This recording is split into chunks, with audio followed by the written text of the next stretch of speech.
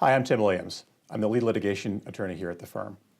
In this segment, I'd like to talk about anterior cruciate ligament, or ACL, injuries and repair. So here we have a diagram of the knee, and right now we're looking at the front of the knee. Now we can rotate this around. We can look at the outside of the knee as we're looking at there, the back of the knee, the inside of the knee, and now we're back to the front. So what we're going to do is we're going to remove some of the layers of the knee so we can get down to the ligaments themselves. And you can see that the knee itself is comprised of an interesting structure. There's many ligaments that are in there, 4 main ligaments that keep the knee structurally sound. And inside the knee itself, meaning inside the joint space, there are 2 ligaments, one of which is the ACL. So what I'm going to do is I'm going to show you this video that's going to display how an ACL is torn, and then secondarily, how the doctors would go about fixing that. So again, we have the knee. Now we're looking at just the ACL tendon. So you can see in there that, or the ligament rather, that is the ACL ligament that's highlighted within that knee structure. You can see it runs down between the 2 main sets of bones in that joint. Now you saw there that if a force is applied to the thigh bone, so this is an upper force extending backwards into the knee itself, it can force the thigh backwards relative to the bottom portion of your leg, and that's what actually injures your ACL. This is commonly seen in falls, direct impact to the knee, and also in auto accidents where someone, for example, hits their dashboard severely with their knee, or with a high impact with their knee, and you can get this type of tearing.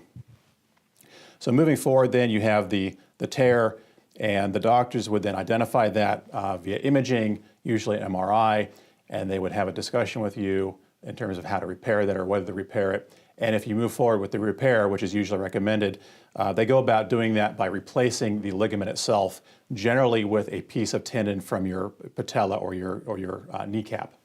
So now we're looking at the front of the knee again. We've now added the tendon material. That's the tendon that extends from your kneecap down to the lower portion of your leg. And what a doctor would do is he or she would remove a portion of that.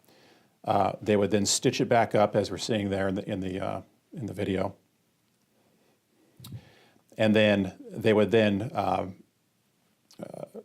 drill a hole, as you're seeing, into the knee itself. Now what this is doing is it's creating a channel through this lower bone and also a channel up into the upper bone. So it's going to create a space where the doctor can actually slide that piece of tissue that he or she just cut from the patellar tendon.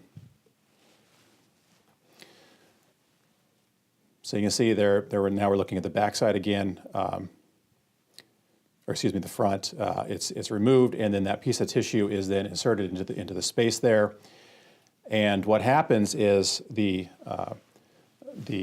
body itself begins the healing process, the bony healing process, and it actually attaches to it, adheres to that tissue, thereby creating a new ligament within that area of the knee, giving the knee greater stability again, as it once had before the injury.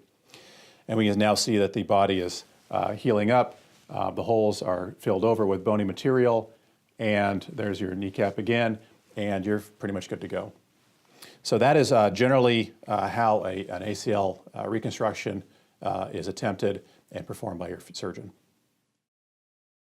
If you've been injured and need help, Dwyer Williams Cherkoss attorneys will get you the settlement you deserve. Experience gets results.